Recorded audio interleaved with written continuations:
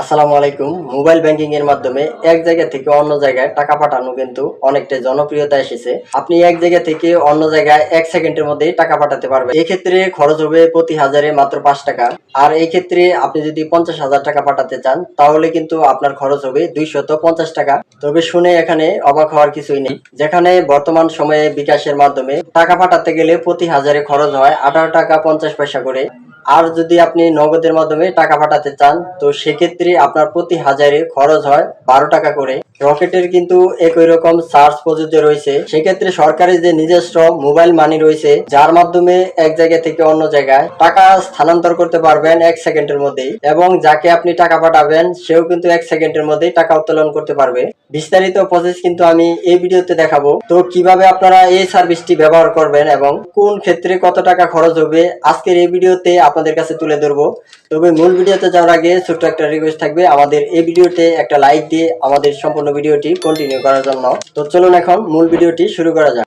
ওকে, সরকারি mobile banking এর মাধ্যমে ১,০০০ টাকা পাঠাতে গেলে খরচ হবে মাত্র ১০ টাকা, এবং ২,০০০ টাকা পাঠাতে গেলে খরচ হবে ১০ টাকা, ৫,০০০ টাকা পাঠাতে গেলে খরচ হবে ২৫ টাকা, ২০,০০০ টাকা পাঠাতে গেলে খরচ হবে ১০০ টাকা, ৫০,০০০ টাকা পাঠাতে গেলে মাত্র খরচ হবে ২৫০ টাকা।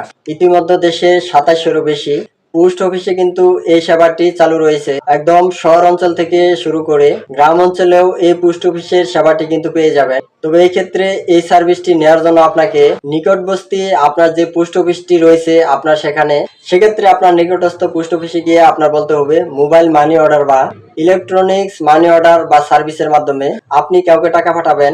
সেক্ষেত্রে দেখা যেতে পারে যে কোনো অ্যামাউন্টে টাকা বা ৫০,০০০ টাকা বেশিও কিন্তু আপনি পাঠাতে পারবেন। এতে করে কোনো প্রকার সমস্যা হবে না। শুধুমাত্র উদাহরণস্বরূপ আপনাদেরকে কিন্তু ৫০,০০০ টাকার চার্জ দেখানো হয়েছে। পোস্ট অফিসে গিয়ে বলার পরবর্তীতে আপনি যাকে টাকা পাঠাবেন তার কিন্তু একটি ফোন নাম্বার লাগবে, এবং তার যে পোস্ট অফিসের অ্যাকাউন্ট থাকা লাগবে এমন কোনো কথা নেই। জাস্ট তার একটি ফোন নাম্বার লাগবে এবং আপনার একটি ফোন নাম্বার পোস্ট অফিসে জমা দিতে হবে। এই সকল তথ্য দেওয়ার পরবর্তীতে পোস্ট অফিস কর্তৃক আপনার ফোনে ৬ ডিজিটের একটি ওটিপি আসবে। যাকে টাকা পাঠাবেন তাকে দিয়ে দিবেন, আর সে যখন টাকা উঠাতে পোস্ট অফিসে আসবে তখন তাকে ওই ওটিপি বলতে হবে। বলার সাথে সাথে তাকে কিন্তু হ্যান্ড ক্যাশ প্রদান করবে পোস্ট অফিসের যে কর্তৃপক্ষ রয়েছে। তবে বর্তমানে এটি কিন্তু খুবই জনপ্রিয়তা এসেছে। তবে এক্ষেত্রে ছোট্ট একটি সমস্যা রয়েছে।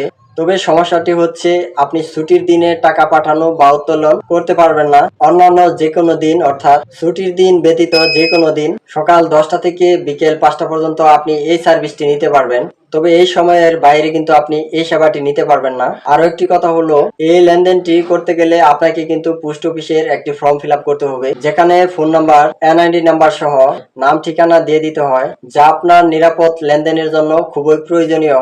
আর এই ধরনের লেনদেনের কখনো কেউ প্রতারণার শিকার হয় না এবং খরচও কম হয়, যা অন্যান্য ব্যাংকিং যেমন নগদ, বিকাশ, রকেট এগুলো থেকেও খুবই নিরাপদ। আশা করি উক্ত ভিডিওর মাধ্যমে আপনারা পোস্ট অফিসের ডিজিটাল লেনদেন সম্পর্কে সুবিধা অসুবিধা সহ বিস্তারিত জানতে পেরেছেন।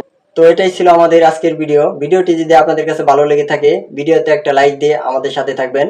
তো সে পর্যন্ত সবাই ভালো থাকুন, সুস্থ থাকুন। দেখা হবে আর কোন নতুন ভিডিওতে। আল্লাহ হাফেজ।